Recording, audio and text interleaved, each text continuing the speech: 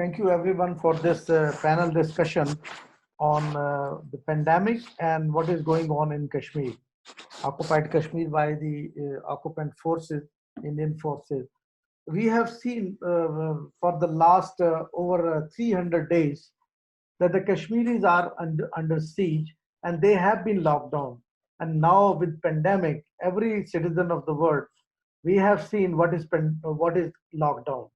Earlier, probably we were thinking that Kashmiris are only, living their home and there's nothing associated, no psychological thing or nothing happened. But we were at that time raising the voice of Kashmiris that they are in lockdown and their internet connection are not with them. They are not have a free movement. Restrictions are there, and occupant forces are committing atrocities and using the bullets, damaging their eyes and their faces. These are the things the world has been raising. But now each person in world can realize what is lockdown is when we all are in lockdown. And lockdown plus the atrocities, they are manifolding the difficulties of Kashmiris, men, women, children, and elderly persons. They are in lockdown and they have lost their livelihood options. They are now in really in a position when there is a hunger at one side, lockdown is the other side, and they are facing atrocities of the occupant forces. With pandemic, the world over, the thinking was changed that it's a new normal. Everyone has to stop war. Everyone has to stop violence of human rights. But Indian forces are continuing with these human rights violation of Kashmir is unabated. So the situation of Kashmiris living inside Kashmir and some of those who have worked with them in some part of their time as professional or live there and now they are serving outside, they can tell us more what they are feeling, what the issue is, and how Kashmiris are at the moment raising their voice, and how can we become their voice at the moment globally. With us in the panel discussion, we have Dr. Atar Zia. Uh, she's from United States, Colorado. Because I know two person are taking part in discussion. Karen Fisher also from there, so there might be difficulty for them. It's too early for them. Is I think midnight or maybe early morning. So I would request both of them turn by turn. I'll give them the floor so that we can hear them first. And then we have Altaf Hussain Wani Saab, who is a human rights activist and chairman at Kashmir Institute of International Relations. And we have Dr. Khurshid Saab, project director in Islamic Medical College. And we have Insha Malik, assistant professor of Cardiff University. She has written a book on Muslim women agency and resistance politics. As I mentioned, we will first turn to Dr. Atar Zia. She's an anthropologist, poet, and author, and a professor of anthropology and gender studies. I would raise the question here how women in Kashmir are facing these over 300 days in lockdown, not the only pandemic, pre-pandemic and pandemic. Over to you, Dr. Atarja. Thank you to all the organizers for inviting me. So talking about the pandemic and women or women's role pre-pandemic in Kashmir, it's always been, shoulder to shoulder what men have gone through, and women have gone through similar issues and concerns, and they have suffered the aftermath of violence. And we can say that right from 1947 and even before. So historically looking at how women have undergone these violences that have occurred, there have been the regular fallouts that we all kind of know about, the human rights violations. We know about rapes and torture, we know about widowhood, and we know about maiming, and we know about incarceration because that has also happened. And Insha is also, she's written a book about that. My book is about activism and her book is also about gender and resistance. So if you look at the overview of past, like if you want to look at women's role in resistance, it's been what happens in regular revolutions. It's a Muslim society. It's a society that is progressive in many ways, but also conservative at different aspects. So what actually happens after 1947, or when India occupies Kashmir, and then there's also bifurcation. Before that, what has actually happened is that women have taken part in the resistance and revolution against the Dogra rule, against the paramountcy as well. They have been working side by side with men, and there have been many women who were martyred during those times. So this is like talking about 1930s. And then come 1947, so women again were part of different struggles that were taking place, anti-monarchy, for sovereignty. And then also there was a section of client politicians who were at that time working for accession to India. And they also had a section of women who were working with them. And so, it's been kind of the same. If you look at different revolutions around the world, you'll see the same patterns where women were part of these revolutions. But the moment these revolutions kind of died down, they kind of returned back to home and hearth. So the women that you heard about in the 1930s and 1940s, they kind of returned back, and they became part of the household, and you never heard about a lot of them after that. And then what also is happening at the moment is that the laws that were put into motion, they kind of operated on the laws of, let's say, state feminism, because you had a client politician infrastructure put in place, and then you had different laws that were coming into fore. And through those laws, what was also happening was that women were being mainstreamed, but mostly it was the patronization of state feminism rather than a grassroots feminism. It was like feminism from top down. And what you also see in that time, and which kind of like also, increased in the last 72 years, is that women becoming more literate, coming to the mainstream and professionalizing and all of that. So then you have the interim between 1947 to, let's say, late 1970s. What's happening during that time is that you have this absence of direct violence, which doesn't mean that there wasn't violence directly. The direct violence had already happened when the annexation had happened in 1947. And there were fallouts of that. But then also the politics, the way India kind of played the politics of democracy inside Kashmir, also sort of bolstered by this patina of state feminism. You did have a cosmetic kind of peace every now and then, but Kashmiris were also rising for their right to self-determination since 1947 in every decade. And you also had women take part in different ways in those protestations and demonstrations. And so that's what's happening in the interim between 1947 to, let's say, late 1970s or early 1980s. And then you have armed violence resurging from 1989 onwards. And during that time, what happens is that women actually do play a complementary role. So many times when you look in the Indian feminist narratives, they kind of cast Kashmiri women in this very conservative, patriarchal, oppressive structure, which is not really true in its all aspects, as they kind of like to portray it, that they demonize the Kashmiri Muslim men, and then when they think about women, they kind of think that they're oppressed by this structure. Well, that's not to say that Kashmiri society is not patriarchal. It's not to say that it's not a conservative society, that it doesn't place limits on women, but we also have to see Kashmiri society in its historical context. This is a society that from 1947 was technically living in indentured slavery. And then you also had vast swaths of the population. They were actually, they were living under heavy taxation. It was really a bad situation for them. The monarch was a despot, basically.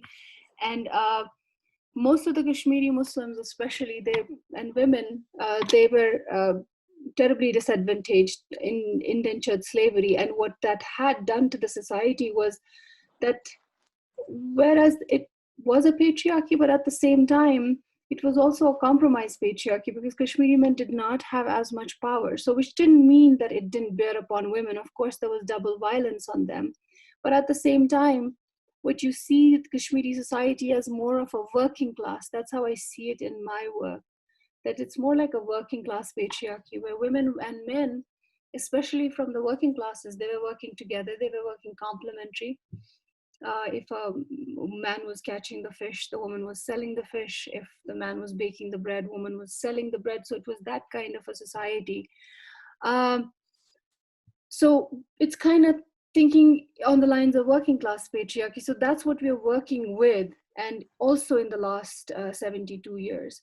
So after 1989 happens, you have women who are actually supporting. Like if you see the early 1989, you see the 1990s, you see women working side by side with men.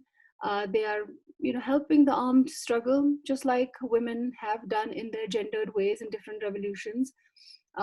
There are also combatants in some ways, and there have been combatants who have been incarcerated, but full-fledged combatants. And but there is not a lot of documentation. India has done some work on some of the women activists. I have worked on some, but it's not as if it was a large movement, but there were those elements where women were part of the armed struggle, mostly in a complementary situation where they were helping, and where they were kind of like providing all sorts of material and emotional sustenance to the struggle.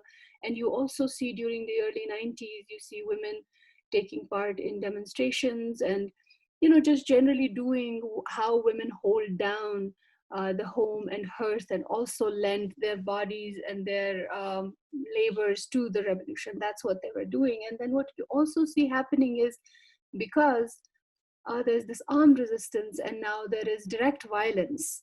And when I use direct violence, I don't mean to say in the last 72 years, India has never been directly violent. Most of the violence is the result of direct violence that happened in 1947. But then there's these years where also, like when India was handling Kashmir, so the armies were in the barracks and they were on the LOC and, doing the skirmishes that they do there. But largely in the cities and in the villages, they were kind of in the barracks. Not that atrocities were not happening, what normally happens when there is a militarization and annexation. So what you see happening after 1990s is that lots of human rights violations. If you go through those numbers, there's more than 100,000 Kashmiris, both combatants, non-combatants, killed. You have more than 10,000 enforced disappearances that have been forced by the Indian Army and other government forces. You also have woundings and incarcerations. People are put into prisons or the slightest pretext. So what happens to the society is that it's basically imploding. And it's also like there's a new norm is also emerging, because men, primarily the men, the combatants and non-combatants, who are, I'm not kind of like generalizing here, but many of them most of them are from marginalized sections of the society, which are financially disadvantaged. And what ends up happening is that these women do become destitute, and they are in financial desolation. So as a result, they are fighting the human rights battle as well. They're kind of going out and trying to look for their men, especially in the enforced disappearances, where the main breadwinners mostly have been disappeared. And that's mainly my work. I worked with those activists, and they are not from the elites or even the middle class. They are the lower middle class, the marginalized classes. And those women have faced a lot of disadvantages. And one of the words that was used by the English media in Kashmir was half widows. When the men were disappeared, the women left behind, they were not full widows, but they weren't full wives either, because their husbands went with them, so they were called half widows. So what you see is a lot of destitution around that section of the society, and there are more than 2,500 of these women. But you see a resurgence, you see the mainstreaming of human rights defense kind of happening at a certain stage, and the women are kind of joining that mainstream. And right now, if you kind of look at human rights activism, you see women, especially through the enforced disappearances lens, you'll see women at the forefront of that movement. So that's kind of by and large what has been happening, but all throughout, literacy rates have also been rising. Women have not only resorted to the activism in this manner, but I think in the last 1 decade, what's actually happening increasingly, that since 2008 mostly, which is also kind of seen as Kashmiri Intifada, because what happened in 2008 was that a resurgence of grassroots movement, and kind of, not that the gun-centric violence, it was ebbing, but at the same time, there was a resurgence of grassroots movement, and you see this new generation of young men and young women joining the resistance. I mean, for the lack of better word, sort of this intellectual resistance where women are writing, women are researching, women are making films, women are, actually doing grassroots resistance, not just coming on to protest and demonstrate, but also try to produce intellectual content so that Kashmiri resistance would be understood from the Kashmiri vantage. And if you, on the panel, you have two women from Kashmir today, you have Insha and then you have me, I think we are also part of the same movement that started happening in the early 2000s, and when most of us kind of started thinking that we have to think about Kashmiri struggle not through Indian narrative, which has been the hegemonic narrative for so long, and also there has been Pakistani thinking and Pakistani narrative, but Kashmiri voices, more or less, if they were there, were not heard as much. So I think that's what happened since 2008, increasingly since early 2000s, I would say, and it kind of like got momentum in 2008. What started happening was that women more and more, as literacy rates were also rising, women have kind of started thinking critically about this. And then also young women in 2014, one of the, which I really consider as one of the epitomes of how women are coming forth, not just in politics, whether we will, as women, will get the seat at the table, at the negotiating table, I don't know, but the niche is being carved. But I am sure you heard about the Conan Pushpora mass rape case that was affected by the Indian Army that in 1991. In 2014, a group of 55 women came together, Kashmiri women, they came together because this case is languishing, no one has been implicated, and the Indian narrative and Indian media, even some of the Indian feminists, they completely deny that this has happened. But these 55 women got together despite the extreme repression. They got together, they filed a case, they have a group that supports the Kanan Pushpora survivors, and 5 women from that group, very young, they're another generation from my generation, they're younger than me. They have come together, they've written a book, Do You Remember Kunan Pushpora? Because all of these young women in 1991, they were very young. Some of them were not, I think some of them were not even born, or if they were born, they don't really know about the case as I would know it. And then some of them were young, and I think one of them asked the other one on the phone that, do you remember Kunan Pushpora? So that's how the conversation started, and they ended up writing this book.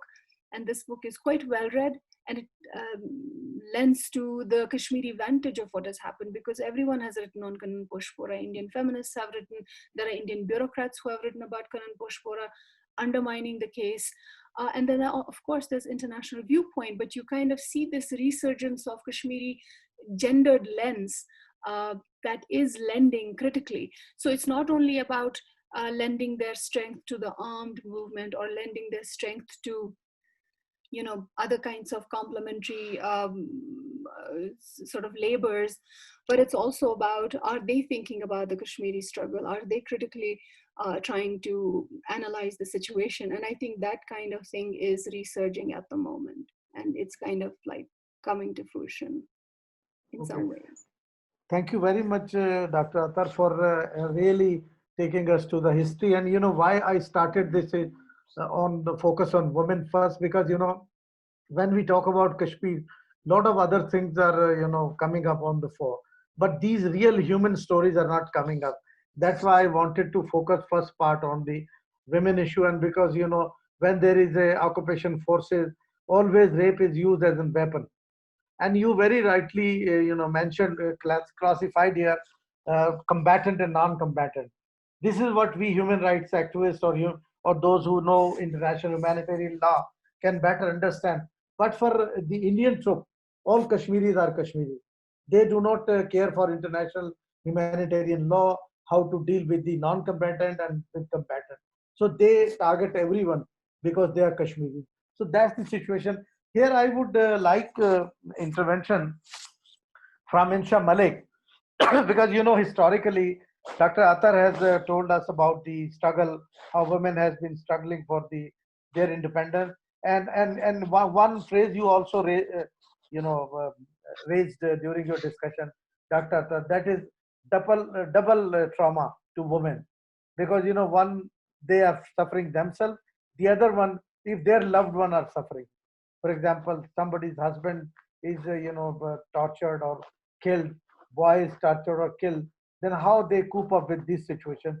So now moving from the history, Insha, I would like you to speak about the current situation, particular, particularly now when we are in uh, COVID situation, and how this is a double trauma for them as lockdown earlier and COVID lockdown. Thank you so much for having me. And I think I fully concur with the discussion that has preceded me through what Athar has reported.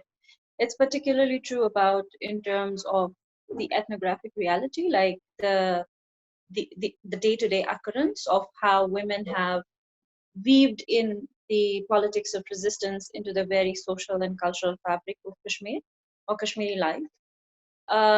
So owing to that, it's you see that history is repeating itself in many ways. There are consistent type of political actions or the representation of the political will from the Indian side when it represents a majoritarian Hindu agenda, and this is a historical repetition for Kashmiris from 1947, onwards. You've seen promises being made and then promises not being kept and actually broken. And those do manifest itself in the current situation in a sort of heightened way because now there's a new generation, as Athar already mentioned, that there's a new generation that is coming to that has actually come face to face with their own lived reality and have tried to become um, cultural thinkers. They have tried to become poets, artists, writers, basically philosophers of their own pain is the word that I would like to use. This is what the new generation of Kashmiris is doing, looking back at how they have suffered and also seeing that suffering repeatedly in the present as well, right? So you try to find ways to be more agential, especially as women. Like you say, okay, there has been suffering in the place where I was born, but what can I do? And you see more and more women per se are trying to use or trying to do things that were not formerly okay for them to do, like women are photojournalists, women are becoming writers, women are becoming artists, women are becoming poets, and all of this to basically bring to the fore or bring to the attention of the world the consistent suffering of Kashmiris in Kashmir. And I think I don't want to emphasize more so that even in the current situation, how that is playing out is actually inhuman. Um, but I would like to say that what what has become a prominent situation or a prominent way in which Kashmir has been viewed is an absolute form of dehumanization. Now, what is dehumanization? It has two forms. One is that you do not consider the implications of politics or political will of a particular nation on a particular people. So in this case, India does not necessarily understand how does its political, or does not care, not understand, I recall that word, does not actually care how does this play out, and also has a will to actually inflict that sort of pain on Kashmiris, which is consistent. And on the other side, dehumanization, I find, is also troubling in the sense that we keep repeating, or we keep talking about the pain that Kashmiris are suffering, right? So I feel that, one, that Kashmiris are inflicted with such a horrible suffering, and now with COVID-19, it has become even more difficult for them to, navigate their ways within that context or the web of politics. But at the same time, they have less and less avenues to talk about themselves. And there is more and more, I'm so sorry about the airplanes, this is Afghanistan.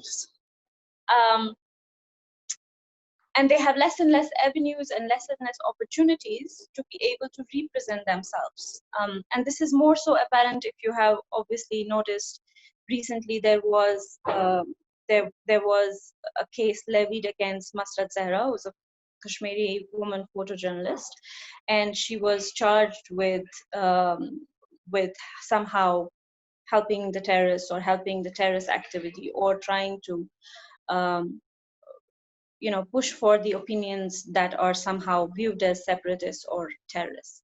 So with such a heavy political legal framework that India is deploying, there is more and more dehumanization in the sense of how Kashmiris can articulate what they are facing. They don't have the internet, and that continues, as you rightly said, Mr. Shafkat. It continues. There's no internet. The 4G, 2G, there's always a discussion about whether we have the 2G network or the 4G network. And somehow even the very strong or staunch mainstream political voices, or somehow pro-India political voices, even their mandate is now to only ask Indian government whether we can have 4G internet, not necessarily to talk about the political and social rights of Kashmiris.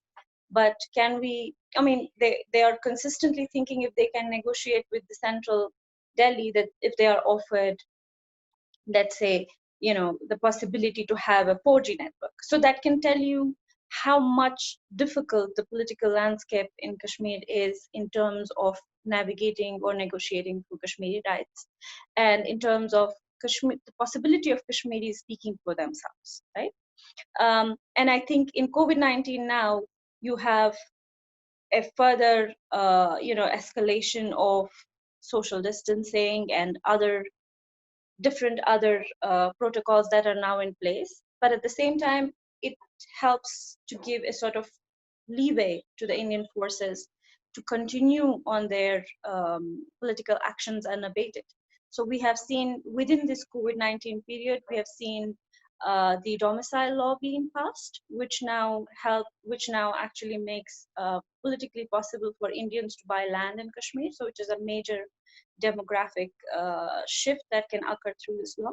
Then we've also seen more and more war on Kashmiri militants. So you have series of taking out of the militants at different nooks and corners in different villages. And more so now that media will have less and less access to these places, such activities are emboldened and heightened. And now the people have to also perhaps worry about how the Indian army is going to, or Indian state is going to proceed with its own agendas in Kashmir. At the same time, how do people keep safe, given that there will not be so much attention for medical aid and help towards Kashmiris in current COVID-19 situation? Yeah, so these are very broad ways in which things are happening currently, and how they have become much more complicated because of the restrictions of COVID-19, where Kashmiris now, at least they had the physical space accessible where they could go out and protest, and how that is also becoming limited for them to get out and seek. Yeah. Thank you, Insha. You have rightly pointed out that dehumanization is the process now with Kashmiris. That is actually putting people down their own status And that is why they are doing these new laws, for example, domicile law, and allowing others to buy land, what actually happened in Palestine and Israel case. So that they are Yes. repeating it. So this demonization is a theory and is a philosophy of oppressor. That's why they are putting on it here, and also not inside Kashmir. They are also doing the same outside under Hindwata. That's a situation where we really have to raise our voices internationally. This is the right time that people like you and we together raise our voices for this against this demonization of Kashmiris. So thank you very much with your point of view, and then we will move from here to Dr. Khurshid Saab. He's a social activist. He's a by profession. He's a surgeon, dental surgeon, but he's connected to various social activist groups where he talks about the Kashmiris and raises voice for them. So we would like to hear the Dr. Khurshid, and then Karen would be there with us, and Dr. Mr. Wani. We will have their point of view later on, so that they can sum up with the discussion, and then we will open up for question and answer. So over to you, Dr. Khurshid. Thank you very much, Shafat Munir. It's an opportunity for us to talk on this platform about the Kashmir. I am not a politician or a political activist. I am a common Kashmiri, was born in Sopore, Indian occupied Kashmir, and spent my youth and childhood in Indian occupied Kashmir, Sopore. And I had to migrate to Pakistan. What really is happening in Kashmir? The topic is occupation and pandemic. We talk about the occupation. This occupation is not for the last 6 or 7 decades. Going through the history, the occupation of Kashmir is since last 500 years. It was taken over by Afghans, taken over by Sikhs, Dogras, Mughals, and then India. Kashmir existed as a nation state for centuries together when India and Pakistan never existed. But today, we Kashmiris who have their nationhood have lost or losing their nationality as Kashmiris. This pandemic has given, unfortunately, the opportunity to the Indian aggressive forces to kill people in the name of pandemic. I, being a professional doctor, I have got my friends there who are my class fellows in my childhood. They are doctors now.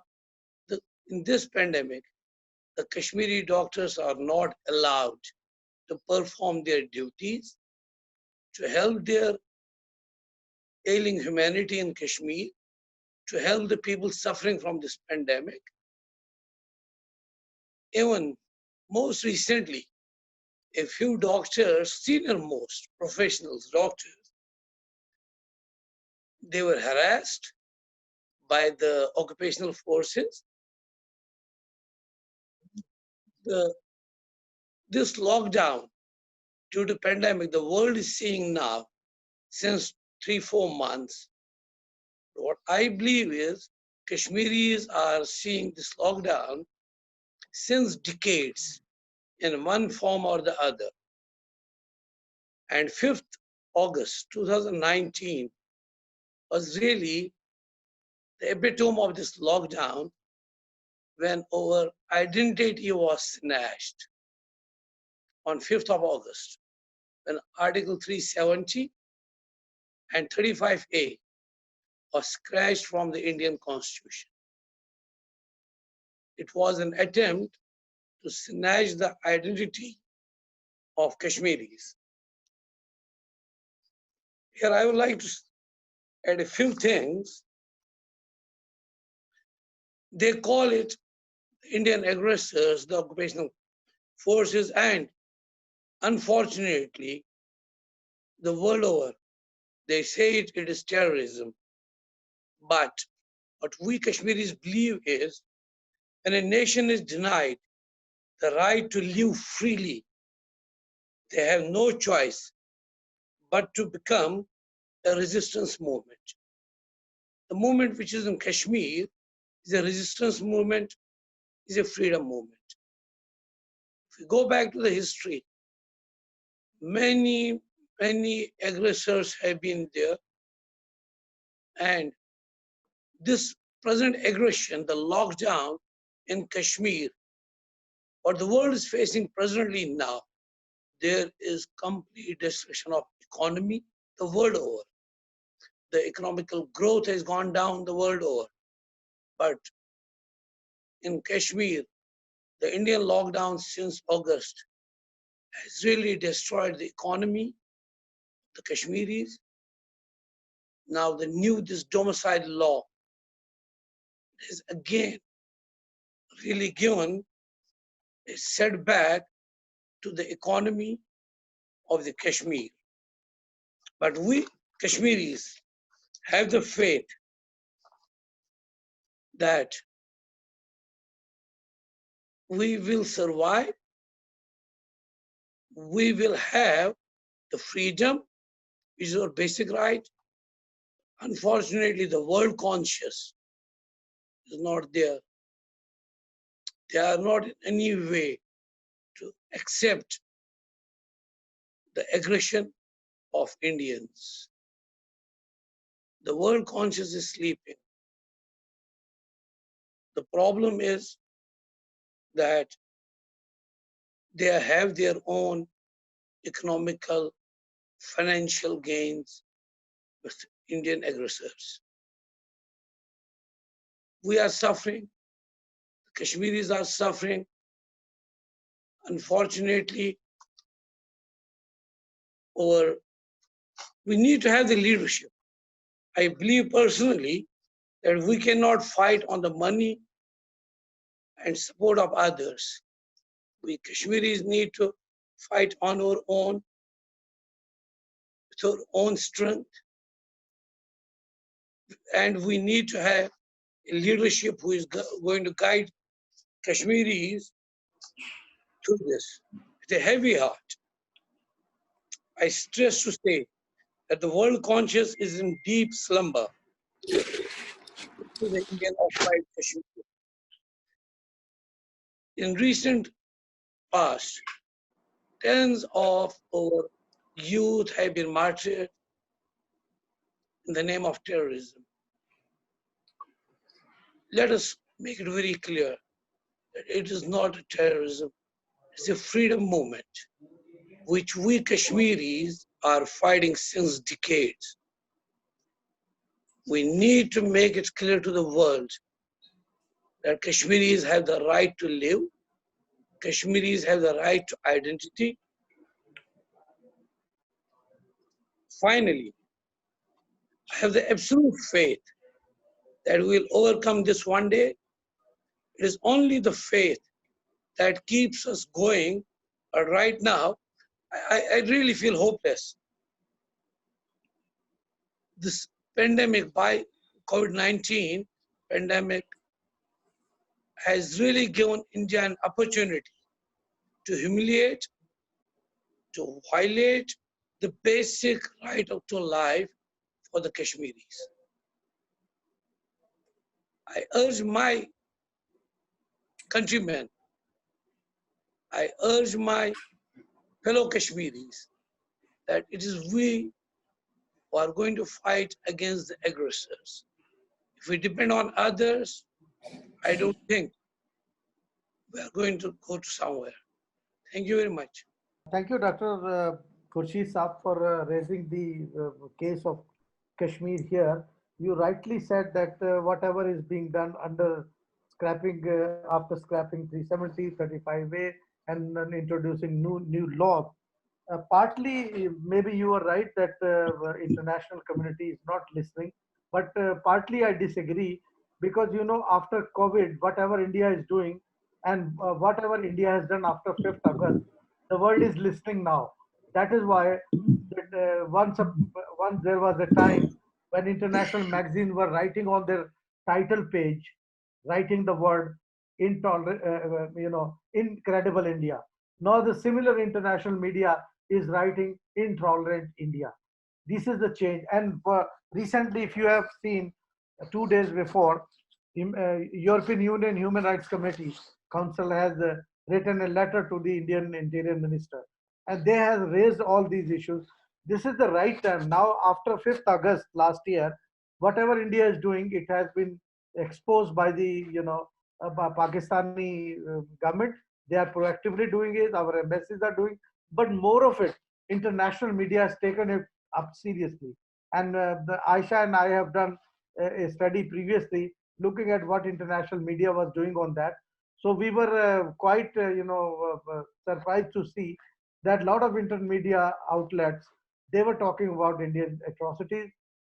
They were talking about how particularly after 5th August action, India is doing illegal action against the UN resolution. And now after COVID, how India is using a religious lens to hide up support to Muslims, whether they are Muslim inside India or obviously Kashmiris were already suffering. So these things are moving up. Now here is the time that we have to raise it time and again and play our role. Now I would request Iltaf Wani Saab. He's a human rights activist and he has an eye over this situation. So we would like to, Wani Saab, we would like to hear what is going inside occupied Kashmir now after the COVID. So I feel delighted to be part of this dialogue, especially listening to three speakers earlier. It's my pleasure to be with Dr. Athar Zia and Insha Malik, the two daughters of Kashmir, whom I have been following for last decade, their work. They have written extensively on Kashmir. They have covered Kashmir extensively, being inside Kashmir and outside Kashmir, and their work has made an impact internationally on the Kashmir. Dr. Khurshid also read the history of Kashmir. Now, there is no second opinion that life is getting tougher and tougher in Kashmir, where the people are caught between the conflict and the COVID-19 and are struggling for survival. Kashmir, as a matter of fact, is still under military calm down, communication blockade, and life in Kashmir is still far from normal. What defines today's Kashmir is atrocities, disappointment, chaos, and uncertainty. Practically, there is a lockdown within lockdown, which has led to a difficult and dangerous situation. Especially after the breakdown of coronavirus, Kashmir has sunk deeper into the quagmire of reckless violence, lawlessness, which has given birth to yet another epidemic of nameless and faceless funerals that keeps hunting people of Kashmir Valley. The situation has worsened so much so that Kashmiris cannot even mourn the death of their beloved ones. As earlier Dr. Athar Zia said about the half widows, the people who have disappeared in Kashmir and their wives have assumed the title of the half widows. Now, the people who are martyred, who are killed by the Indian occupation forces, their loved ones cannot mourn their deaths. They are buried in different places and people don't know where they are. There is, corona epidemic has become a new tool of occupation for the Indian authorities to humiliate and persecute Kashmiris, be it doctors, be it paramedics, be it common people or journalists, as Dr. Khurshid was telling us about the harassment of doctors, some of his colleagues, and we have seen more recently some such news do appear in the magazine. And also, Insha talked about how the journalists are being harassed, how they are framed in different, using different frameworks of Indian Constitution to brand them as terrorists, like Masrat Zara, Ashik, and also Gauhar Gilani. So at this time when, and also I would say that at this time when the civilized world was actually engaged in exploring ways and means to fight this pandemic, The Indian government was hatching the conspiracies against Kashmir, as was already said by Insha. The new domicile law was enacted on the 1st of April, and which opens the doors for the Indians to have the land and citizenship rights in Kashmir. Thereby, the main aim of the Indians of the 5th August 2019 action was to change the demography of Kashmir. Now this law facilitates that demographic change in Kashmir. So this is kind of Kashmir, where Kashmir, the situation in Kashmir is people are living in constant fear and anxiety. But before I have some of the questions that how can we get them out of this whirlpool of violence? This should be our main responsibility. During this pandemic, before this pandemic, when this lockdown was imposed on 5th of August 2019, as was said, as internet was shut down, there was total restriction on freedom of assembly, freedom of expression. People could not come out to express their views. They were forced to live inside. And in that period of time, some 13,000 boys were picked up, even juveniles, they were picked up, and even elders, they were taken to the different jails in India. And they are languishing in different jails in the outside Kashmir. Although the UN has asked, and also the Supreme Court of India did ask the governments to release the prisoners, but unfortunately, Kashmiri prisoners were the ones who are languishing in the jails, and one of them died in the Agra prison, and his body was handed over to his family. Though the international human rights watchdogs, 6 international human rights watchdogs, they wrote to the government of India, they wrote to the government of India to release all the political prisoners, and also especially the Bar Association President, Mia Abdul Qayyum, but none of these were taken into account by the government of India. We have seen the government of India has become arrogant when it comes to Kashmir. They are not implementing, they are not obliging to any of their international obligations. When the Secretary General during this period of time said when this pandemic is global, and he urged all the parties in different conflicts to observe a ceasefire, Indian government, instead of observing a ceasefire, they escalated their aggression on the line of control, thereby creating a huge fear on the civilian population on the line of control on Azad Kashmir side, causing huge casualties and displacement of the people in this side also. So now all the political leadership in Kashmir has been caged. All the civil rights activists, they have been asked not to raise the voice on Kashmir, as Insha was telling us that now the mainstream leaders, the pro-Indian leaders who have been the former chief ministers in Kashmir, they are only asking for the 4G. They can't ask for the civil rights or the liberties for the people of Kashmir. This is sort of situation in Kashmir where Kashmiris live in. But having said this, this has all been done by the BJP government, the RSS government, because they had a plan about Kashmir to assimilate the whole of the Kashmir in the Indian Union, and to abrogate Article 370 and 35A of the Indian Constitution to enforce the demographic changes, and to the last vintage of Kashmir resistance, that was the identity of Kashmir, is to snatch that identity. There is cultural aggression, there is linguistic aggression on Kashmir. They are changing the Kashmiri language, they are the scripture of Kashmiri language, and all that they have been doing over there. During these days, this pandemic, we see some 369 siege and search operations were conducted in different places in Kashmir, and in some places people were killed in fake encounters. In some places encounters did take place, but more or less we see over 1,500 people were injured and 61 people got killed during this period of time.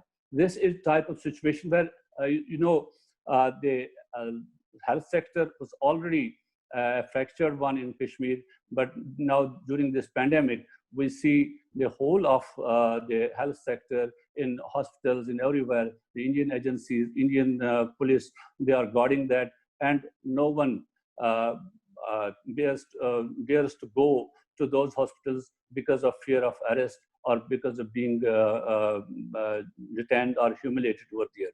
So the people are facing a severe crisis in Kashmir at this point of time, be it their civil rights, be it their political rights. Now, these all measures which government of India has taken on 5th of August or thereafter, these are to defeat the people's resistance against the Indian occupation for the realization of their right, that's right to self-determination. As you rightly said, some positives did appear after 5th of August. Though India tried to snatch our identity, they tried to bifurcate they bifurcated the state, they dismantled the state of Indian occupied Jammu and Kashmir into 2 union territories. But we see a ray of hope when the Kashmir got into the headlines in the international media, everywhere. And even yesterday, on the 1st of June, there was a story in Washington Post, opinion piece in Washington Post, that the Modi government is taking cover of COVID-19 to harass the journalists, not only in Kashmir, but also in India, who report about the COVID-19. You see also the SAN voices, which raise their voice for the people of Kashmir, off and on in India. They have been put behind the bars. They are not allowed to talk about Kashmir. So the government of India is trying to silence the all voices which are for the people of Kashmir, for their rights, for their civil liberties.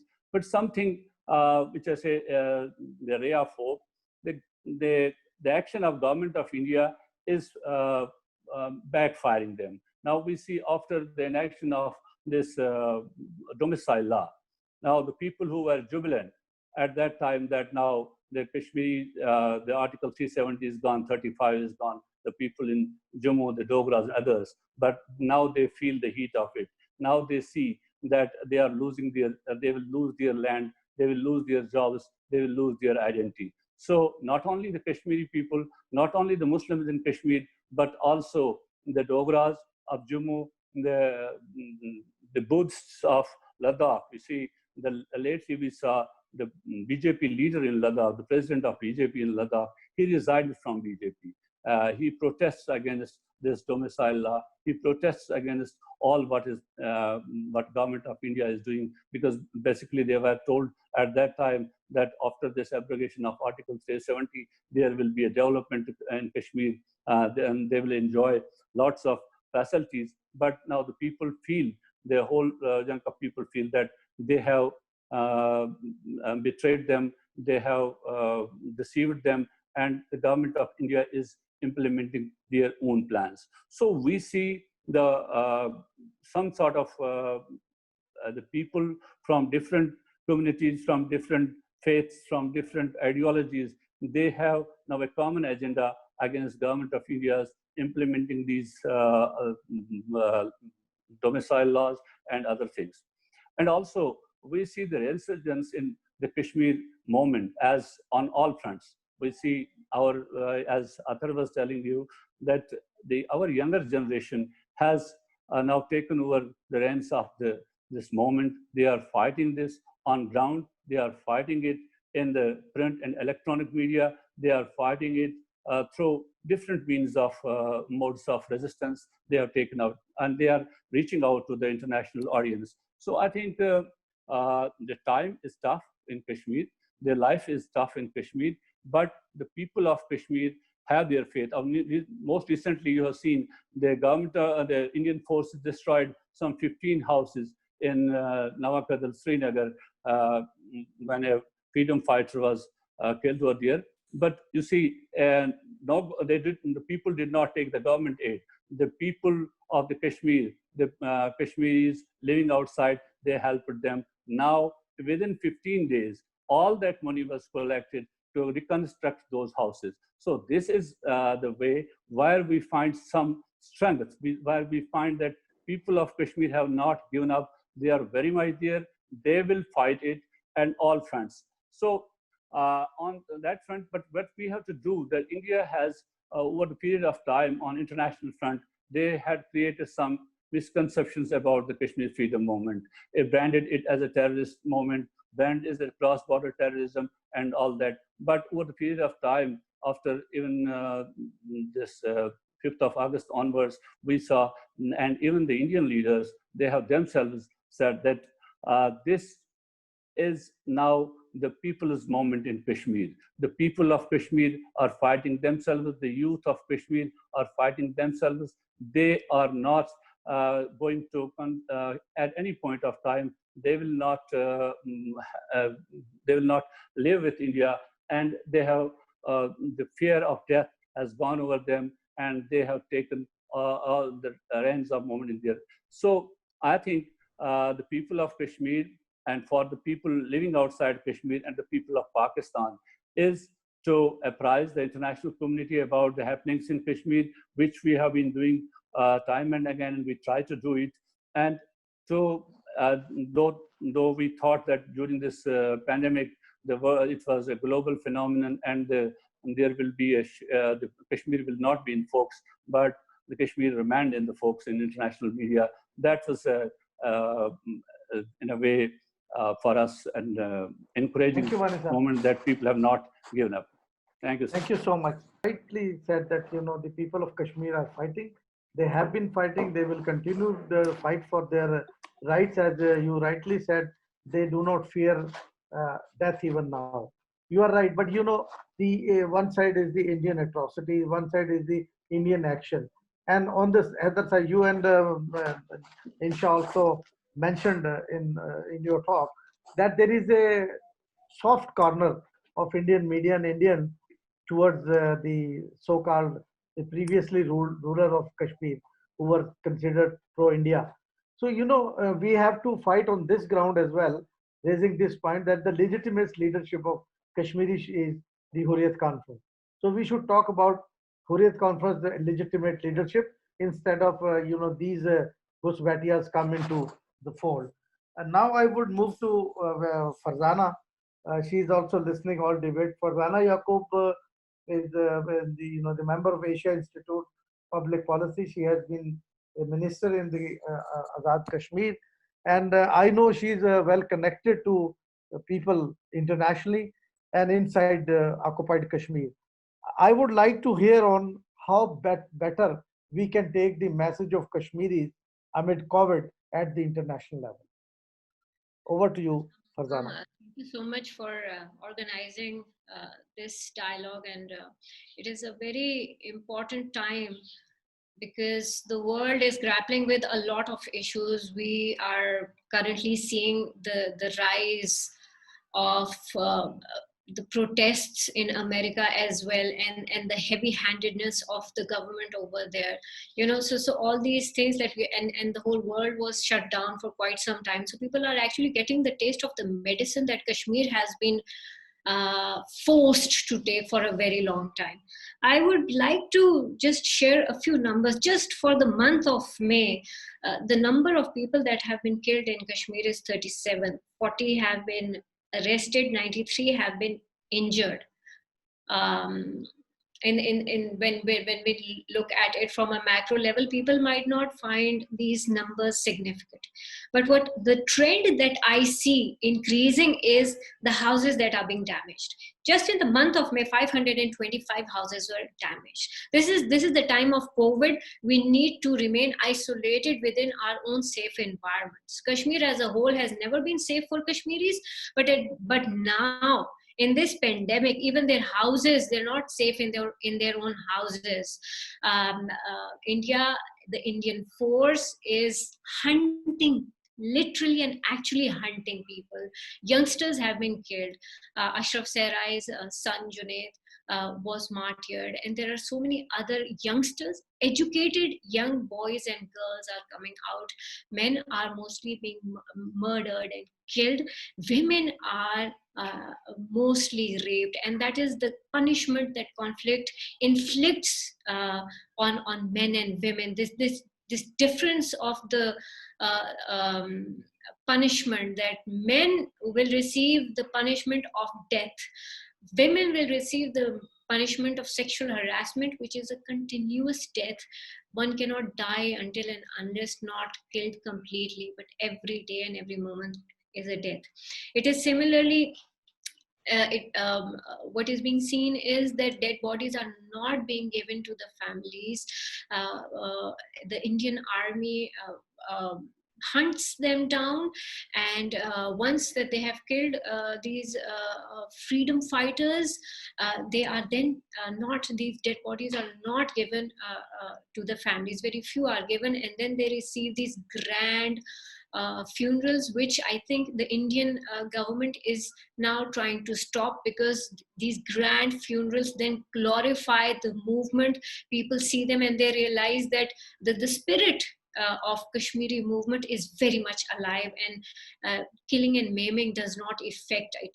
So there is this change in trend of Indian tactics. They've also enacted the UT laws, and they're now bringing in, they're starting the work of bringing in people of the existing non-state subjects being made state subjects. The army, Indian army has given, is now looking towards acquiring Kashmiri land. All this is happening at this point of time when everyone wants to be kept in their houses, in their safe places, and them not having to go out because there is pandemic. And the healthcare sector, no matter how good it might be, it has not been able to cater to this pandemic, because we have seen the number of deaths, be it Italy or Spain or UK, and America is a case in point in all regards.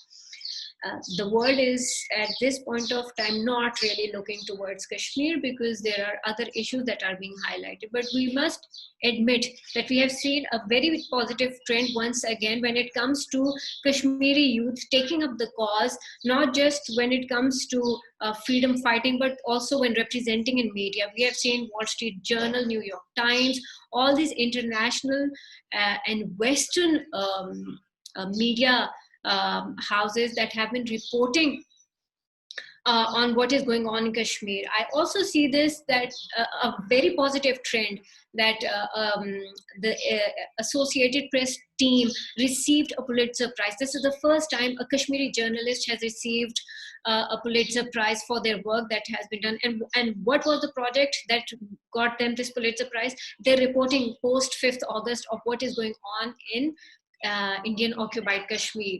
So the highlight and the way now this issue is being brought to the world by the Kashmiris, and sharing their own views, making their own short documentaries, although there is a constant shutdown of internet, but we see a better representation of the Kashmiri point of view in the alternate media and the conventional media also. Where do we see the actual Kashmiri discourse absent? It is in the policy making circles. It is in the governments that we do not see. For example, Antonio Guterres has been vocal. He has said words for Kashmir, but then what has UN actually done? We do not see any conversion of literature, which is the words that have been spoken for Kashmir, into actions that can help Kashmiris. As you mentioned, the letter that has been written by European Union Parliament, that has been acknowledged and it has been appreciated. EU Parliament has been very active, and reason being that UK was part of EU, and UK had a lot of representation of Kashmiri and Pakistani diaspora, not only in UK Parliament but in the EU Parliament as well. At this point of time, this positive trend, like, Shafaq was very effective, Ali Raza not being a parliamentarian, but still Sajjad Karim, Afzal, all these, key people who were pushing the cause in the European Parliament will not be anymore there, because Brexit has happened. So now who is going to be the voice of Pakistan and Kashmir in the European Parliament? One has to see that there are people who are outside the Parliament who are lobbying and good enough, but we need our stars are champions within the parliament as they were previously. So here, so a few suggestions that the Foreign Office has to reach out. There are quite a few committees that have been formed at different levels within the government of Pakistan. They have been, and here's another encouraging sign, they have actually been meeting different Kashmiris and asking them about what should be done, how the lobbying, how the representation can be improved. And so quite a few Kashmiris have given their suggestions, their opinions, which is a good way of bringing them on board, which has not really been done previously. Very few people were involved in these circles. So there's a lot of positive that has happened. There is a lot of improvement that has happened when it comes to representation of Kashmiris, representation of the conflict, and also studying and data collection of this conflict. Women like Athar, Insha, and Bani Sahab, men like him, and SDPI.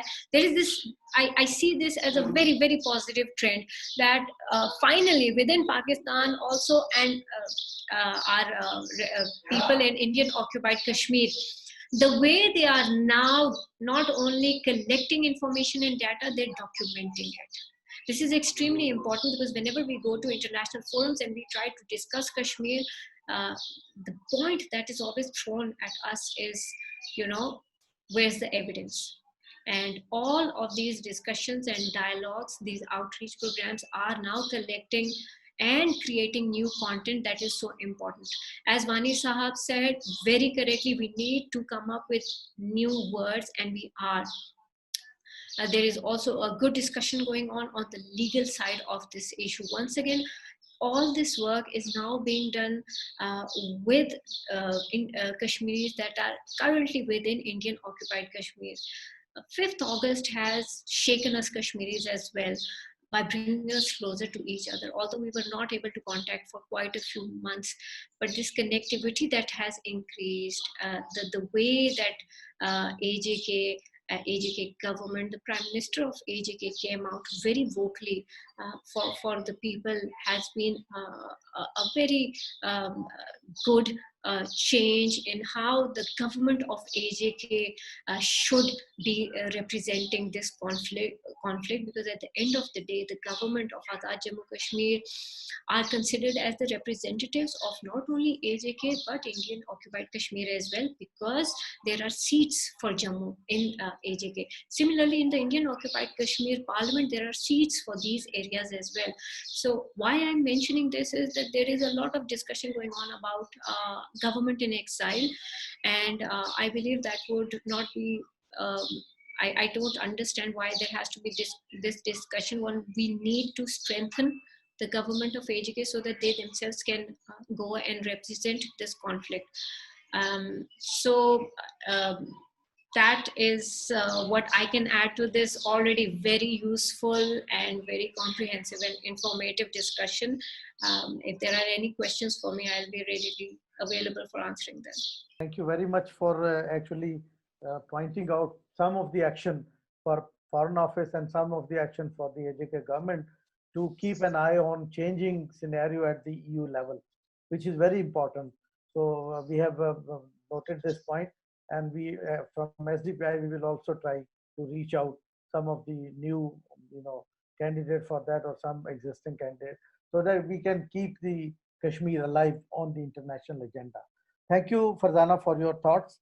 Now we have Karen Fisher with us. She has lived in Srinagar, and she has seen Srinagar from the researcher's point of view, and she has been working on peace and development. And unfortunately, she was forced to leave because of the extremists did not allow her to further stay in Kashmir.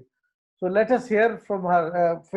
Karen, you have heard earlier all our Kashmiri colleagues on the subject. Now we would like you to speak.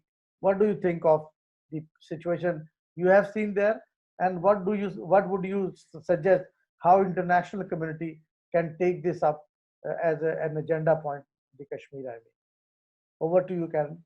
Thank you very much for inviting me. I will echo much of what has already been said.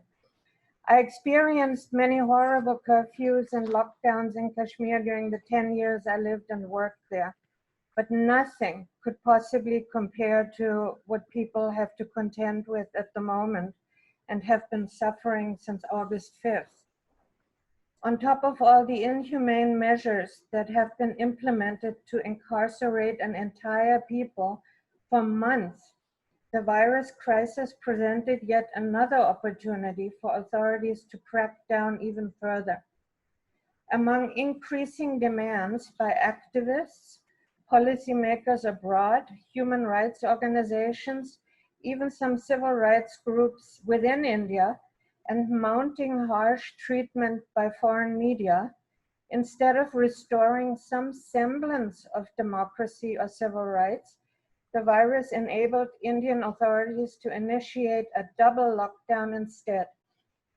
While claiming it was done to prevent the spread of the virus, in reality, the continuous curbing of internet speed, the closing of entire neighborhoods as red zones, and once again, the imposition of draconian restrictions on the movement of all people everywhere, the virus has actually been spreading at an accelerated pace for lack of communications or access of proper care. Healthcare has always been a huge problem in the valley, and in more remote areas, it is practically non-existent. With no proper means of communications anywhere, and most road movement having been stopped once again, people are completely stuck during emergencies and at a loss whom to reach out to. Little information has been available from remote villages off the beaten track. In these areas, it is impossible to get an ambulance, any emergency or even basic health care or required medicines during the best of times. How would testing of COVID-19 ever be possible now? Often, the complete lack of care in such areas is the result of corruption and funding for services not having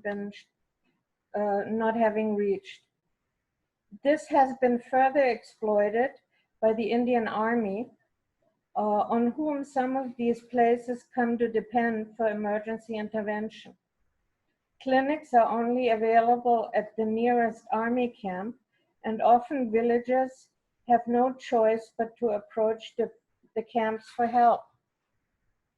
To further institutionalize their so-called hearts and minds activities, the civil administration instituted a program together with the army where the state would provide the ambulances and army doctors or civilian doctors attached to the army would provide the care.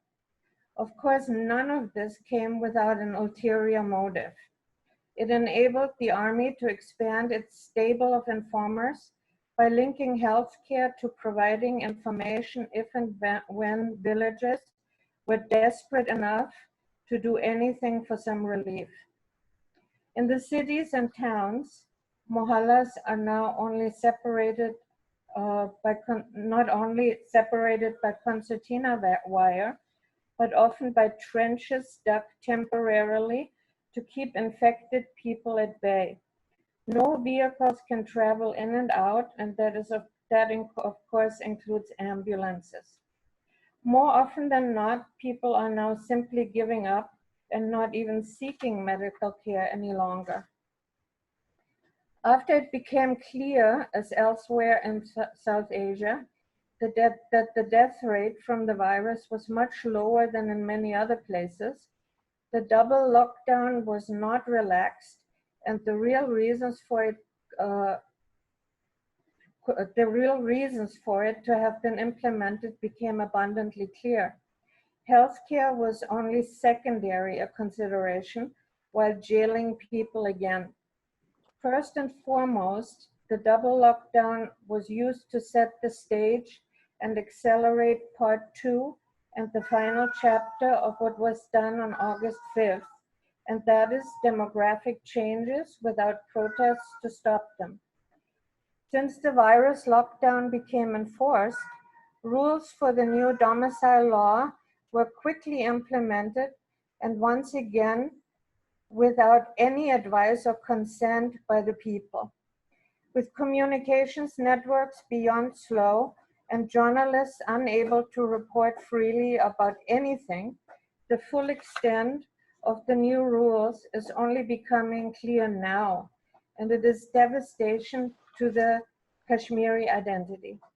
Outsiders will now be able to settle, buy land, and get government jobs on a much faster timeline than originally thought. Up to 1 million non-state subjects will be recognized as domiciles on a fast track during the first batch. Ethnic flooding has begun, and people have been restrained from protesting or even voicing their fears openly. At the same time, and while taking full advantage of the world being occupied with COVID-19, the Indian Army not only increased their presence once again, but also moved heavy guns into villages in the hope that villagers would be hit if Pakistan retaliated to the indiscriminate firing by the Indian Army across the LOC. Last but not least, CASOs have increased exponentially throughout all parts of the valley, with houses being searched night after night and people being harassed and psychologically tortured without relief. Dozens of local boys and rebels have been killed in the process, and the double lockdown has served as a pretense to reactivate Operation All Out by security forces. Many houses have been blown up and burned down, leaving countless families homeless and nowhere to turn because of the virus quarantining. Several innocent bystanders were killed during operations, including a 14-year-old boy and a mentally challenged young man. Worst of all, using the excuse of virus transmission during funerals, local boys and rebels are no longer handed over to their families, but buried in designated graveyards nowhere near their families and communities.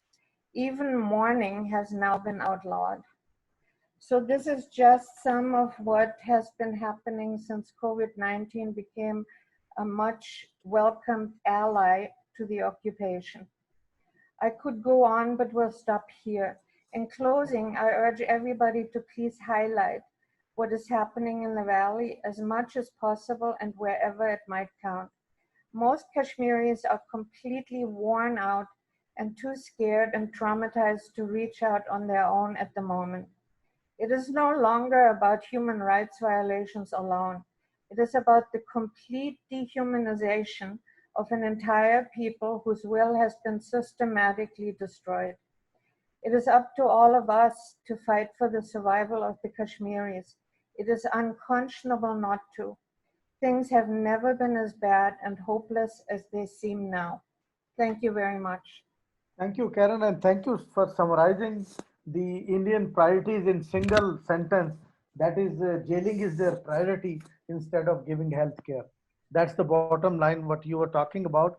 And you pointed out a lot of things which actually show that, and other speakers also, that Indian occupied forces, they are using COVID as an excuse to further brutalize the Kashmiri people in occupied Kashmir. That's the crux of our discussion. Now I would like to give closing time for the closing statement for each of the panelists. Starting from maybe Athar, you can start your closing sentences or remarks. Well, The lesson of the discussion, so that well, people take away. I think one of the biggest takeaways from what we see happening, not just in the last 8-9 months after August 5th when India re-annexed Kashmir, but even before that, I think Kashmiri voices need to be heard, because there is something missing for the last 72 years. What's actually happened is It's Kashmir problem. It started on the United Nations agenda. It started as the Kashmir question, and then it was converted into an Indo-Pak question. And I think what's been missing from all the diplomacies and all the wars that have been fought are the Kashmiri voices. And I think it's time that nations that are sympathetic to Kashmiris, that have affective relations like we have with Pakistan, that these voices are heard and these voices are critically engaged with, because there is something to that. And that has been missing for the last 72 years. And I'm not saying that Kashmiri voices have not been heard in that sense, but they haven't been effective. They have always been subservient to other voices. Big nations mean something. So I think that's something that's the biggest takeaway from me, even in my own research. And, we keep seeing the fallouts of that. India, Pakistan keep talking or not talking, having all these kinds of, skirmishes and all sorts of nuances that they're throwing at each other. But what's missing is that Kashmiris are not heard. And the tokenism is there. Like there has been tokenism in the past as well. Like we've carried Kashmiris on the both sides. And I'm not equalizing both the two nations. I really see India as an aggressor. And in the last 72 years, it has really got away with the idea that it has not been the aggressor, because it just took the dispute to United Nations and it kind of wanted to be seen as this benefactor that has saved Kashmiris. But that's not the case. And that's what the kind of work that Insha and I and many others are part of this Critical Kashmir Studies Collective and the subdiscipline that we've all tried to co-found for the last 15 years. And the idea is listen to Kashmiri voices and listen to what's the pulse on the ground, and not just for tokenism, but really critically engaging so that policies can be drawn from it. And I think that's the only way forward. Thank you so much. Thank you, Dr. Attar. The message is that Kashmiri should be engaged critically and meaningfully in all sort of dialogues, and their voice should be heard in a real sense. Thank you, Dr. Attar. Now I will request Farzana Yaqub to please say a few closing remarks. I will start by thanking SDPI for organizing this dialogue. It is always a very informative discussion that takes place. History is revised and repeated, and it just helps us to remember how long the struggle has been going on and how painful it has been. I myself, as a closing remark, I would say that we need more of these discussions, because, and also we should bring in people who might have a difference of opinion or a different point of view, because our issue is marred by the differences that we have amongst each other, and we need to resolve them to move on in a very positive manner and to be able to progress when it comes to this conflict, having some kind of meaningful solution. Across the board discussions, which could be a little painful, but we must be ready to hear the different views that people carry from whatever background they might be coming, and also the kind of work that Attar is doing, Vani Sahab is doing, that SDPI is doing. Extremely important. I cannot emphasize this as much as I would want to. Creating content. Whatever we see, mostly, if you will go and Google and check about Kashmir, it will be Indian content that will be coming. We need to replace Indian content on Kashmir by Kashmiri content written by Kashmiris. We have to work. We have not done enough in those regards, be it documentaries, be it articles, be it books about us, our culture, our conflict, anything and everything.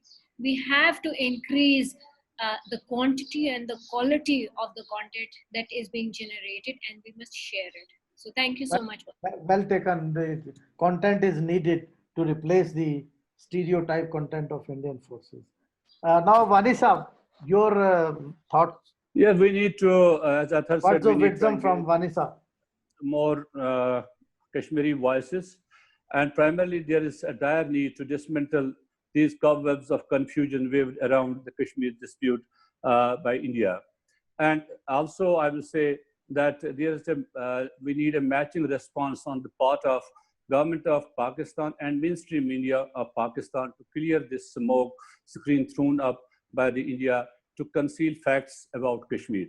As we have seen, the Indian media is doing it at almost every day on their prime time, but we have failed to do it in our prime time shows and other things. So we need to, because we rely, the people of Kashmir rely on Pakistani media more to do it, only then we expect that international media will do, but they are doing it, but we have to do much about this. And at the same time, I think this is time to explore ways and means to use the rising anti-India wave in our favor against the rising of Hindutva, which is around the globe now. So we should use that wave in our favor. That will be beneficial for us to show the world the real face of India, that India is not a democracy, India is a fascist state. That will help in the future. Okay, thank you. The expanded role of Pakistani media to exposing Indian design.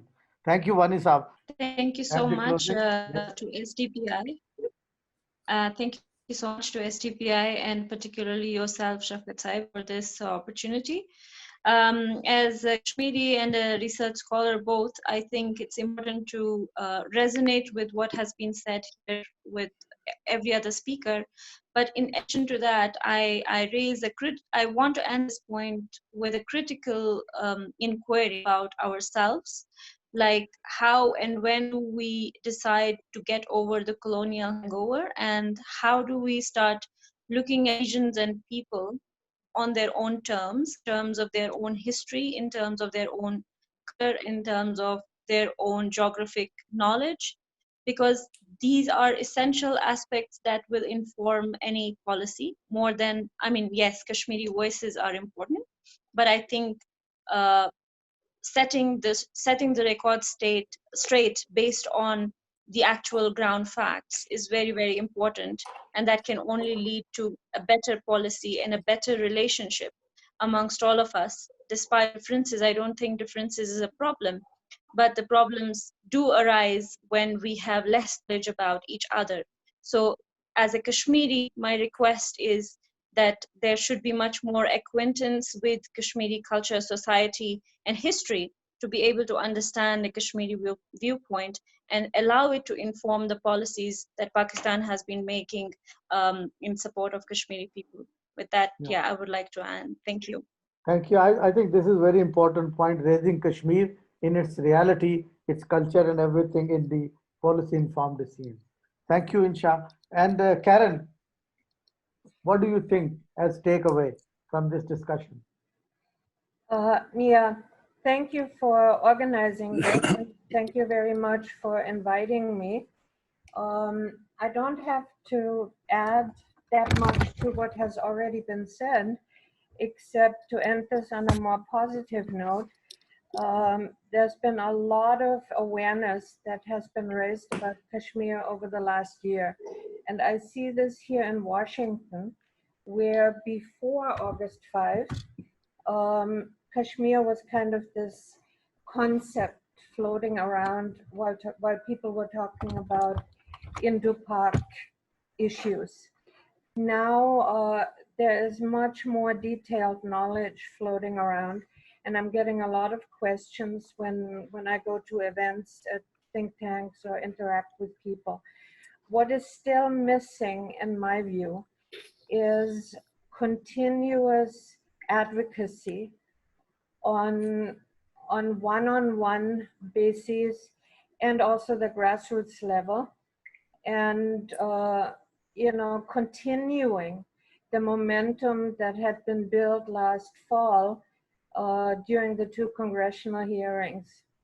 So I'd like some better coordination to continue all these activities that were started then, and to keep the focus of policymakers going in the direction it was going last fall. Obviously, this is difficult right now because of the focus on virus, and the US has its own other problems at the moment, but we have to just persist. So that is all I'm asking of everybody, and also to make information available that's easily digested by a public with a very short attention span. So, but thank you very much again for doing all of this. Thank you, Karen. I think we have two important messages to deliver to the world. One is that we should keep raising voice for Kashmiris so that their actual voice is heard. The text needs to be replaced. And what Karen, you rightly said, the policy related advocacy work. And this is for the regular thing. And for COVID, we have to raise the issue of COVID support is the right of every citizen, every Kashmiri. They should not be put to double lockdown, lockdown within lockdown. They should be provided with the support they need for coping with the pandemic situation. And the rest of the political struggle is there, and we support that also. Thank you very much, Dr. Atar Zia and Farzana Yaqub Sahba, Altaf Wani Sahab, Dr. Khurshid Sahab, Karen and Insha Malik Sahaba for your thoughtful, discourse here in this dialogue. We will have some more in the series, and we will keep you posted. And if you have something to share with our audience, for example, Dr. Atar mentioned her book is also coming up. So, please do realize that we are here for raising your work as well among the audience. So you may contact Aisha, me. You are most welcome for further dialogue on that. Thank you very much.